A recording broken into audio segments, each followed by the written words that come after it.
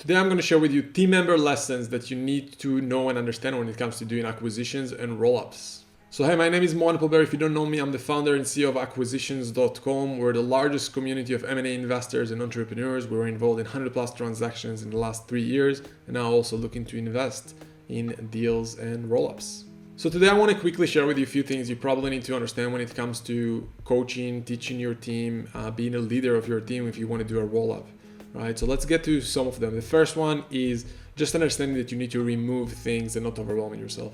So what that means, it means that you need to understand that when you don't have clarity, you're failing. When you are overwhelmed and confused, you will fail. So clarity, simplification of things is key. So for example, I would suggest that you take 1 or 2 things in the next quarter and focus just on them. So how do you do that? You basically put a list of everything you think you might need to do in your business and then set them in terms of priority, and then pick the 1 or 2 most important things that will move the needle the most in the next quarter and focus just on them. Remove everything else, focus just on them. You can either focus on your bottleneck or you can focus on your biggest opportunity, but don't focus on more than 1 or 2 things in the next quarter.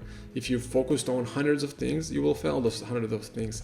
I see a lot of people, especially when it comes to entrepreneurs, we always think the grass is always greener. We always want to do the next thing, the best thing. We think that there's always a better opportunity out there, instead of just going all in on what's working, instead of just going all in on fixing bottlenecks, instead of just simplifying everything and focus on the few and not the many. Second thing is you want to have KPIs. So pick your best products or best services. I don't care if you figure out based on trends, and you got to have processes for each of them, right? And then you got to hold people accountable to following processes and KPIs for each of those processes, right? And everyone should have some kind of KPIs in the business. They need to have 3 to 5 KPIs of things that they control. I see a lot of times in businesses, people and owners give employees and managers KPIs that are not in their control. So if you tell them, hey, I want to make $1 billion next quarter, guess what? That's not in their control. But if you tell them, I want X amount of leads, and then I want X amount of conversion rate and whatnot, those are things that you can have more control about, because those are things that you can do on a day-to-day basis and track on a day-to-day basis. If you have random KPIs that you can control, then you're just throwing yourself out there without any opportunity to be accountable for those things. So each department, each key manager needs to have KPIs, and you want to report on those KPIs on a regular basis so you could change things fast. If you are not reporting on things every time, it means that you can't control those KPIs, right? And you also want to make sure that those KPIs are basically in direct relation to the incentive that those employees or managers are getting. So for example, if someone have a base salary, you want to give him 10 or 20% extra on their base pay based on if they hit the KPI. So if they have, 5 KPIs, right, each of them get like 20. And based on that the bonus that the person is getting is in direct relation to those KPIs. Otherwise, if you don't have KPIs that are incentivizing your team members, your managers, your COOs, COOs, whoever is in your executive team, then it just like, if there's no incentive, the person is not going to be motivated enough to do those things. And then when you're talking to them, when you're hopefully doing some one-on-ones, you're telling them, look, here are the ways for you to make extra dollars each month or each quarter or whatever you decide that they'll receive their bonuses at.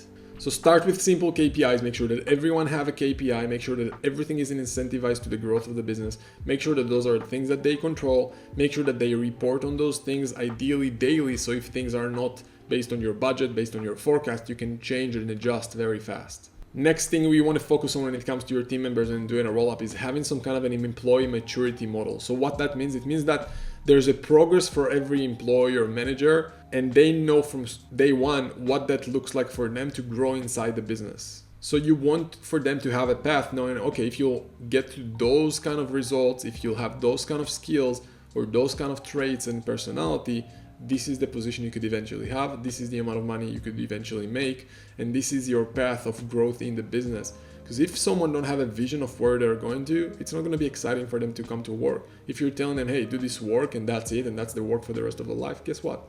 It's not exciting. So when they come to you, have some kind of a maturity model for them to understand what it looks like if they demonstrate that they can take a significant role in the business, and have clear expectations telling them, look, this is what I expect for you to get to those levels.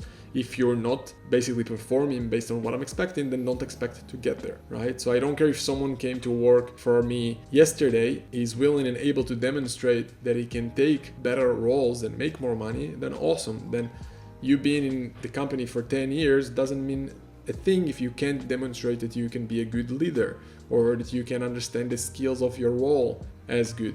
Next thing you want to do and focus on is holding people accountable. I don't see enough people do that when it comes to managing a team.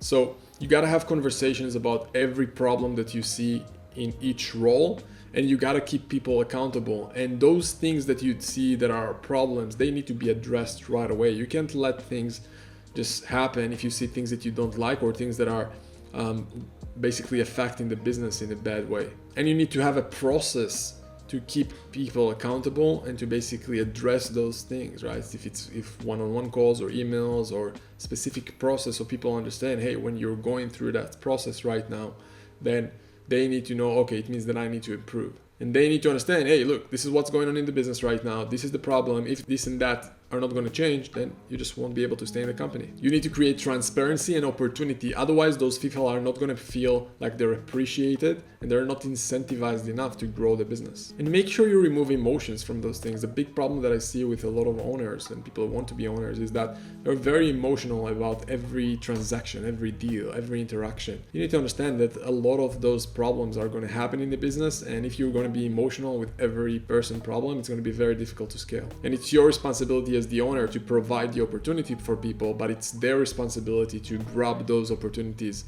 or not. And if they're grabbing it, awesome, you support them and you celebrate them. But if they're not, it's on them, and you don't need to take it emotionally, right? In the past, I know I worked with hundreds of employees at this point in the last years, and it's like the first time you need to let go of an employee, it's a very emotional decision and process. But after a few of them, you understand this is part of business, and a business is growing fast. There's going to be a lot of back and forth with employees. So you need to accept that and understand it, that that's part of the world, especially if you want to focus on doing a roll-up and buying a lot of businesses. You're going to have a lot of employees coming and going, and that's something you need to be okay with if you want to grow fast. Anyway, hopefully those tips are going to help you as much as they helped me. If you liked it, like, subscribe, comment below, let me know what you think, and if you have some more ideas or questions about videos you want me to do. Either way, hope you enjoyed it, and I'll see you soon.